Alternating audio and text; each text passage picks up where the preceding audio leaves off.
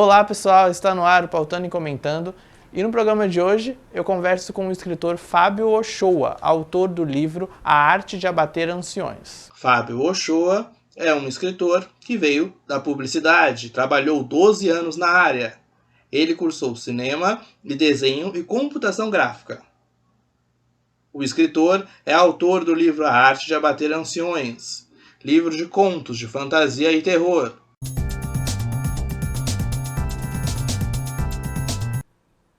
Boa noite, Fábio, seja bem-vindo aqui ao Pautando e Comentando. Boa noite, Gabriel. É um prazer estar aqui, né? Muito feliz aqui da sua presença para a gente falar do seu livro, né, A Arte de Abater Anciões. E eu gostaria que você começasse falando como é que começou a sua escrita, não do livro necessariamente, mas a sua história com a escrita, né, escrever. Bem, é uma relação de longa data já, mais de 30 anos, mas tem um ponto muito curioso. Eu sempre ilustrei, eu sempre adorei desenhar. E eu me lembro que quando eu tinha meus 20 e poucos anos, eu começava a criar histórias para poder ilustrar, inclusive. E para mim, quando eu cheguei aos meus 22, foi uma revelação muito grande que as pessoas tinham mais interesse no que eu estava escrevendo, na verdade, no que eu estava ilustrando. E eu pensei, "Ah, interessante, sabe? Talvez, quem sabe, eu seja, aspas, um bom roteirista, de repente." E com o passar do tempo, tu entra na vida adulta, tu começa a trabalhar, eu vou dar um monte de tu porque eu venho do Sul, tá? Então não vai ter como escapar disso. Tu começa a perceber, por exemplo, que à medida que vai trabalhando, vai ficando mais escasso o teu tempo livre, o texto, ele é um investimento melhor de tempo, porque tu consegue ter uma obra fechada e muito menos tempo, por exemplo, que qualquer outra expressão que tu tenha, sabe? Seja ilustração, quadrinhos, cinema, eu também passei para curso de cinema. Então, ao fim e ao cabo, até pela, digamos assim, pela praticidade da escrita, ela acabou virando o ambiente onde eu mais navego hoje em dia. E por aquelas coisas curiosas da vida também, eu trabalhei como redator publicitário ao longo de 12, quase 15 anos. E tudo isso vem disso, dessa descoberta que, cara, talvez eu escreva relativamente bem, de repente. Foi assim que começou, sabe, essa relação.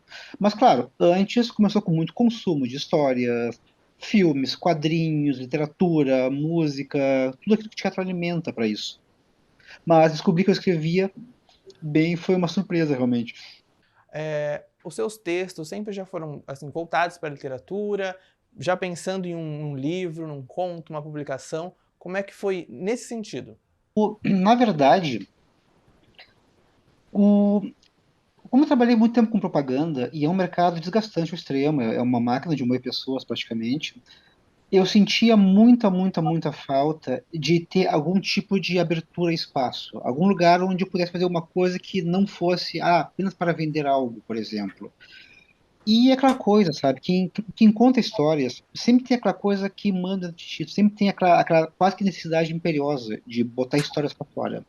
E eu me lembro que eu comecei a fazer na internet contos, e era muito curioso porque eram com alguns amigos, inclusive. A gente fazia sorteios entre nós, tá? Tu sorteava, por exemplo, um personagem e uma situação, e eu desenvolvi um conto a partir daí. Tu sorteava, por exemplo, um título e um encerramento, uma última frase. Eu tinha que desenvolver todo um conto a partir daí, mas não apenas um conto. Um conto que fizesse sentido em si próprio, que dissesse alguma coisa. Era quase que literalmente brincar de criar, a grosso modo. E tudo para dar vazão a essa coisa de, olha, eu não quero fazer uma coisa que seja comercial, eu quero fazer uma coisa que alivie isso que está dentro de mim, essa ânsia de contar histórias. Como eu comecei a ver que isso teve uma boa repercussão, começou a ter uma boa resposta, eu fiquei durante muito tempo fiquei em cima do muro se eu fazia um livro a partir daí ou não. Eu fiquei muito tempo mesmo, assim, porque, tá, cara, eu vou pegar uma coisa que começou como algo tão bom para mim e vou, aspas, perverter isso, tipo, colocando num livro que tem que ser vendido, assim por diante. Mas, ao fim e ao cabo, eu pensei, bom, a internet é uma coisa que é um tanto quanto inconfiável. Tu não pode ficar preso numa rede social, porque, sei lá, amanhã saiu do ar o Instagram, o Facebook, já eram todas as contas. E bem ou mal, o papel é imortal. Então, o que está no papel permanece. Então, mas sabe uma coisa? Até para ter uma arca de salvação para esses contos, para esse material produzido, dizer, ó, eu estive aqui em algum momento, vou botar num livro. Foi assim que surgiu assim, esse processo todo. Eu achei incrível o que você comentou do que você faz com seus amigos, fazia com seus amigos, né? Tipo uma brincadeira ali. É quase já era quase um curso de escrita, né? Com aquelas técnicas e tal. Achei bem interessante. E eu gostaria de saber como é que começou o projeto do A Arte de Abater Anciões. Então, a primeira comecei com essa questão de resgatar esses contos e colocar dentro do livro. Ok. Aí teve o segundo ponto, onde a Cinco Gatos, que é a editora, foi essencial, que não basta apenas jogar contos. Um livro tem que ter um projeto, ele é um projeto gráfico, ele tem que ter uma costura narrativa, ele tem que ter algo que justifique aquela jornada do começo ao fim. E nesse ponto, a editora, o Gilberto, particularmente a Débora, foram fundamentais, assim, porque o livro original tinha 43 contos ao todo. Ele tinha quase 400 páginas. Eu acabei com um livro bem mais magro, de 200 páginas, mas muito mais alinhado em termos de objetivo, assim. E claro, houve várias reescritas de pequenos pontos, para meio que traçar uma costura entre todos eles. E meio que dá um propósito geral também, que no fim das contas é um livro sobre o ato de contar histórias, que é uma coisa que para mim é tão importante. Então, essa é a caixa comum que unifica todos os contos. Porque, ao fim e ao cabo, Gabriel, o que nós conhecemos das pessoas são histórias sobre elas. As histórias que elas nos contam a seu respeito, que elas compartilham, o que outros nos contam sobre ela. Nós somos feitos de história. E o livro é sobre isso. É um livro sobre história, sobre a importância de contar histórias, de como isso molda nós mesmos e como nós nos vemos também, inclusive. Você comentou sobre esse trabalho que você teve junto com a editora, né, que fizeram ali de costurar todo o texto. Eu acho que, assim, lendo o seu livro, uma característica da sua escrita que eu percebi é que ela é bem direto ao ponto. Isso é seu ou foi um trabalho que foi feito junto com a editora já de comprimir ali realmente esse material? Que veio do meio onde os contos circularam primeiro. Que como estavam na internet, onde competiam com toda a atenção com diversas coisas, eu não poderia gastar muito tempo. Eu não poderia ocupar o leitor por muito tempo. Então, essa concisão extrema de contar algo e passar algum tipo de. Eu não gosto de falar mensagem porque sou tão pedante, tão arrogante, mas passar algum tipo de. Compartilhar algum tipo de impressão sobre a vida. Por isso, essa concisão foi tão essencial. Ela surgiu do meio onde o livro estava. Até agora, no próximo livro, que também já tá em trabalho, estou tentando ampliar um pouco mais os contos, porque não tem essa urgência da internet, e o livro tem essa coisa que é maravilhosa, que é tu e a página, tu não está competindo a tua atenção com 90 coisas. Mas o desafio agora é ampliar o tempo de leitura, ampliar um pouco mais o volume dos contos, mas sem diluir o interesse. E é um exercício bem interessante também, ao mesmo tempo. Assim, acho que é como tu te exercitar cada vez mais, tu conseguir manter uma bola no ar pelo maior tempo possível. Tem gente que faz isso de maneira maravilhosa. Stephen King, por exemplo, te mantém interessado num livro em 600 páginas. Tu começa a ler um livro dele, e chega na página 100, tu não entrou na história ainda, e tu tá interessado. Isso é um talento absurdo, assim, de tu conseguir manter essa bola no ar pelo maior tempo possível. De certa forma, né, você que vem da publicidade, essa coisa de ser direto também, de certa forma, ajudou, né, ou não?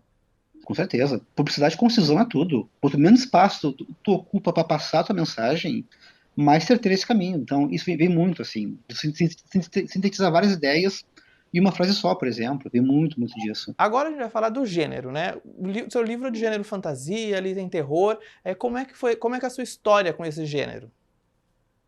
Então, é bem curioso, porque quando eu era pequeno, até acho que meus, sei lá, 14, 15 anos, eu amava terror. Amava terror.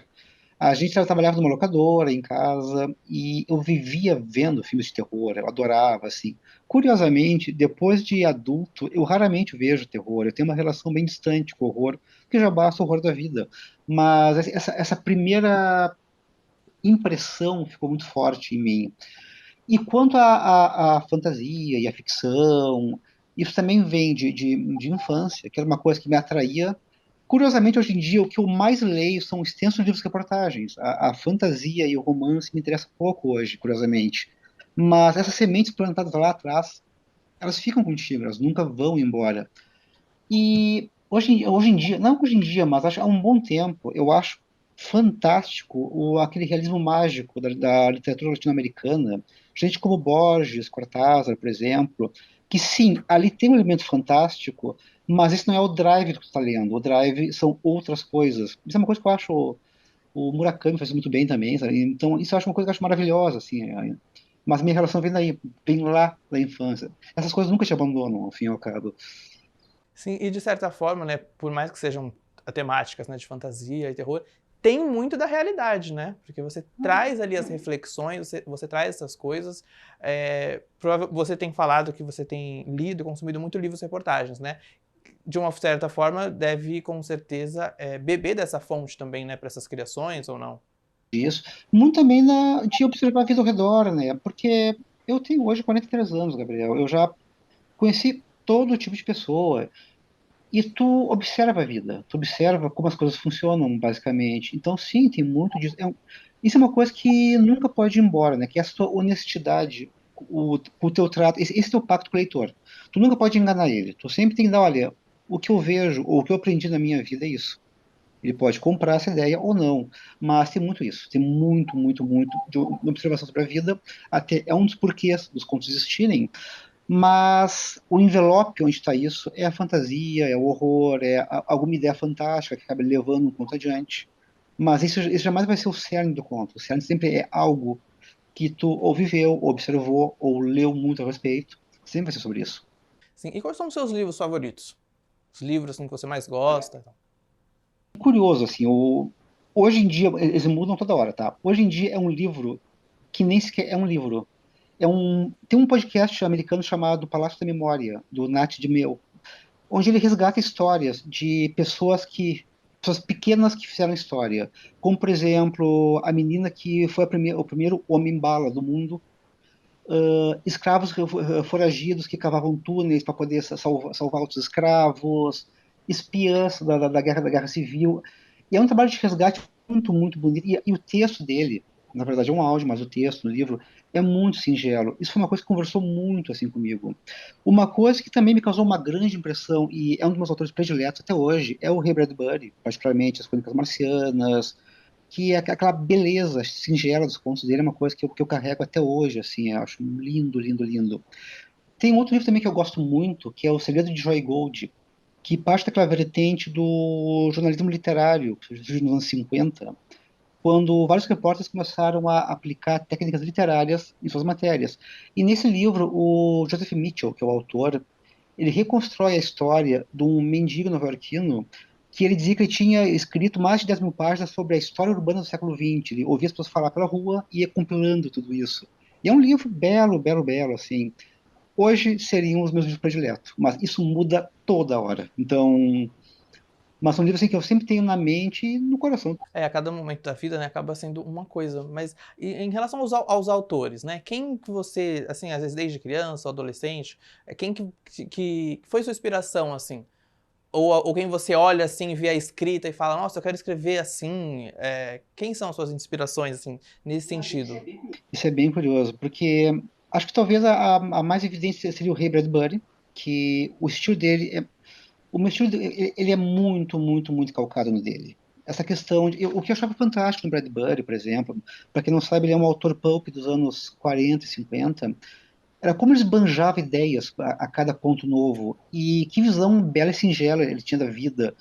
Acho que o maior clássico dele é o Fahrenheit 451, acho que é o livro dele mais conhecido, assim, mas para mim os contos dele é onde está a real genialidade dele.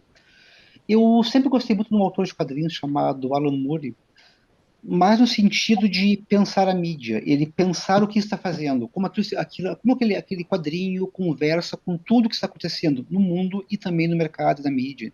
Um cara que eu acho interessantíssimo, assim, nesse sentido.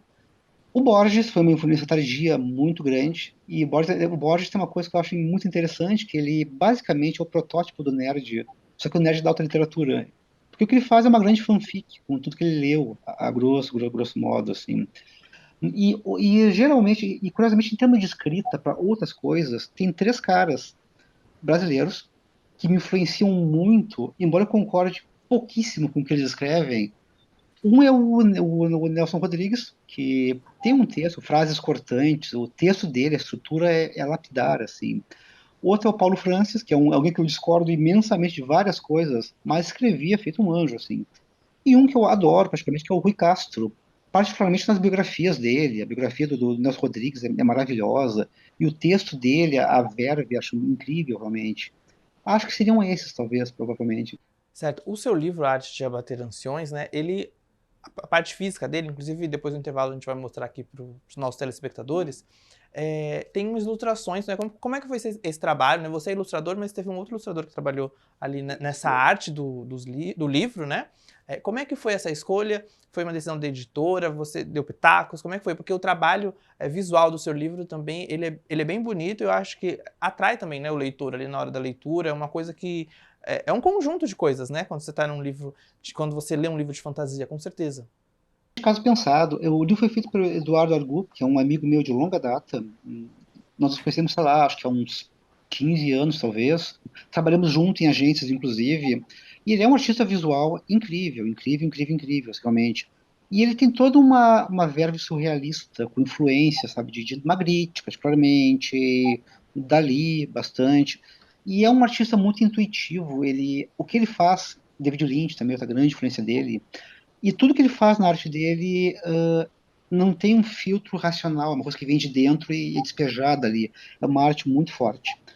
E tudo que tu faz em colaboração, tudo que é construído coletivamente, funciona melhor. E eu sabia, ok, eu não posso abraçar tudo isso. Preciso de uma editora, preciso de editores, preciso de um artista muito melhor que eu para ilustrar e cuidar desse projeto gráfico. E o Dudu, como um amigo de longa data, foi uma escolha acertadíssima, porque nós temos também um certo imaginário comum, que é essa questão do surrealismo, de uma ideia surpreendente, essa coisa meio kafkaniana. E o trabalho dele pro livro foi maravilhoso, assim, a primeira coisa que salta aos olhos quando tu pega a leitura. E como também eu sabia que, olha, hoje em dia um livro vai ter que estar em canais de YouTube, então assim, eu tenho que ter um visual. Tem que ter uma coisa que, mesmo sem ler uma palavra sequer, tu olha e pensa, ok, isso é muito bonito. Eu quero ter isso na estante. E acho que realmente vale a pena ter o livro na estante, nem que seja só pela arte do Dudu, porque é um trabalho realmente maravilhoso assim, dele. E você estava falando, né, agora há pouco, que o seu livro nasceu dos contos, né, que você tinha publicado alguns na internet. Qual foi o período assim, de escrita dele, de preparação desse material até ser publicado? Quanto tempo levou aí? Os contos pela internet afora, eu acho que isso compreende um período de mais ou menos 2007 até 2016. É um tempo bem extenso, eram muitos contos, tem muita coisa que foi de fora, e eram coisas feitas sem pretensão de virar nada. Então, eu poderia dizer que a gênese desse livro, a carne dele, os contos, estão nesse período de tempo. Mas o trabalho de editoração, de que forma isso vai ter, como vai acontecer, foi um ano e meio, mais ou menos, que ocupou. Trabalhando com a editora, trabalhando com o Dudu, tudo isso. Achar a costura certa, achar o nome certo também, um nome que chamasse atenção, um nome que não passasse batido, por exemplo. Até houve um episódio assim curioso quanto a isso, que o nome original era Arte de Matar Anciões. Mas como veio a pandemia de Covid, ok, isso vai ficar uma coisa agora muito, muito, muito descontextualizada e não, não vai, não vai pegar bem isso. Então eu acabei mudando para a arte de abater anciões, porque o abate também tem uma questão mais animalesca e desvincula isso da questão humana, assim, mas ainda assim é um nome chamativo. Então esse processo todo foi mais ou menos um ano e meio, assim, de gestão de tudo isso. Fábio, gostaria de saber, quem que vai gostar do seu livro? Quem que você acha? Assim, qual é o público do seu livro?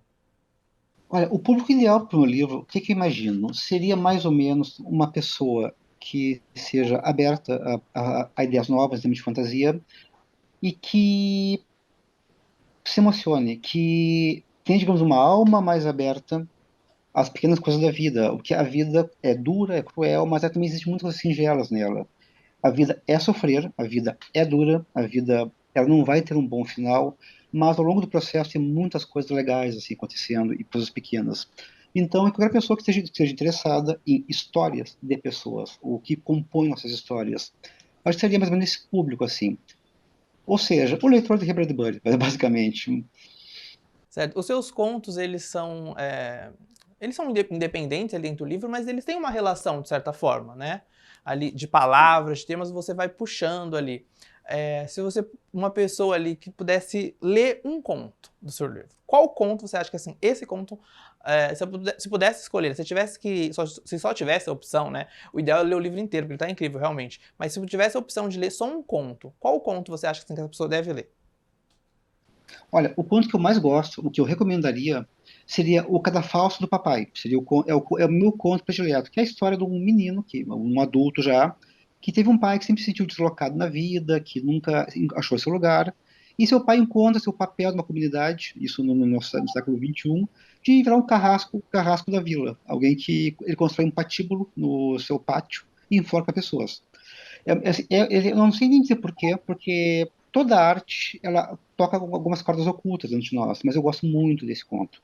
Curiosamente, várias pessoas me contam, vários outros contos têm um impacto muito grande em outras pessoas, e nunca é o mesmo conto. Isso é uma coisa que me escapa um pouco. Por que isso acontece? Um que eu noto que ressoa muito, muito nas pessoas é o conto do Claudionor e Sua Sombra. As pessoas, isso ressoa muito, muito nas pessoas. Eu não sei por que exatamente, mas tem algo ali que mexe com elas. E outro também que eu ouvi muito, muito feedback sobre isso foi sobre oceanos distantes, que são as pessoas que se comunicam através de dois mundos, através de uma jangada. E esse conto também ressoa em muitas pessoas. E eu fico muito interessado em saber por que o que mexe nas pessoas isso. Então acho que seria esses três contos. Cadafalso do Papai, que é o meu predileto, Sobre Oceanos Profundos e A Pequena Crônica de Claudio Noite e Sua Sombra. São, acho que, os três que mais repercutem, assim, com as pessoas. Mas é muito legal, assim, tu poder ver que algo mexeu com alguém, né? Ainda Eu que acho nunca entenda bem por quê, mas... Eu acho que isso é a mágica da literatura, né? Cada um faz uma interpretação, ou tem, às vezes não tem explicação, e as pessoas realmente se identificam, ou se veem, ou de certa forma impactam, né? Lendo o conto. É isso, Fábio. Eu quero agradecer a sua presença no programa de hoje, o seu tempo, sua disponibilidade, e eu espero que a gente possa conversar em uma outra oportunidade para falar de outros livros. Você tem algum outro projeto, de uma outra publicação? Como é que está em relação a isso? Trabalhando agora no segundo livro, né? Mas vai demorar ainda para sair. Essa gestação sempre é demorada. Vamos colocar uns 2 anos à frente aí. Porque também tem um detalhe. Eu ando fazendo. Eu gosto de fazer as coisas no meu tempo. Não deixar. Porque para tu poder ter uma comunicação verdadeira com as pessoas, tu tem que sentir que, ok, isso vale a pena ir pra rua. Então. Mas, Gabriel, certamente daqui a uns 2 anos, vamos conversar de novo. Espero muito, inclusive, porque foi ótimo assim o papo. Sim. Com certeza, espero você aqui, espero que a gente possa estar falando de um livro novo, de literatura. É isso. Obrigado, Fábio, pelo seu tempo e disponibilidade. Espero a gente se encontre em uma outra ocasião. Tchau. Obrigado, Gabriel. Tchau, tchau. Padrões são um modo da vida lhe dizer que tudo é inexplicável, que não existe nada de novo abaixo do olho de um antigo Deus chamado Sol. De todos os padrões que podemos constar na vida humana, a frustração é o maior deles.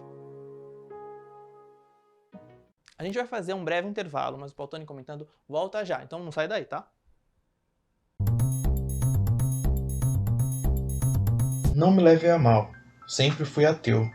Não um ateu chato, militante, mas ateu, alguém incapaz de acreditar emocionalmente no que pregavam as religiões.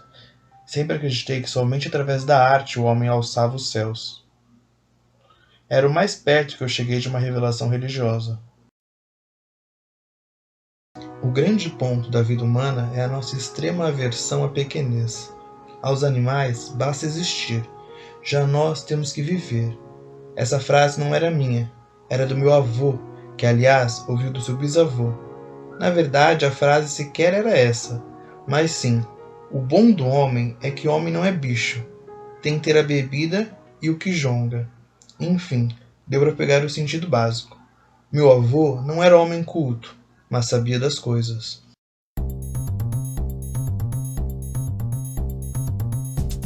Nunca teve nada de especial, nunca foi bom em nada. Talvez ele não tenha sido nem bom nem mal o suficiente. Talvez todo espetáculo precise de um porteiro. O Pautando e Comentando está de volta e eu estou aqui em mãos com o livro A Arte de Abater Anciões, do autor Fábio Ochoa. E eu falei sobre esse livro, contei minha opinião e falei quais são os meus contos preferidos. É um livro de contos, de terror e fantasia, né? E eu contei lá no meu blog, portalgabriel.com, quais foram os meus contos preferidos e contei toda a minha opinião sobre o livro. Então não deixem de entrar e acessar lá. E lá você também vai encontrar o livro, né? Como você consegue encontrar o livro, como faz para ler, tudo lá no portalgabriel.com. O Pautando e Comentando tá chegando ao fim e eu espero vocês na semana que vem, tá? Tchau!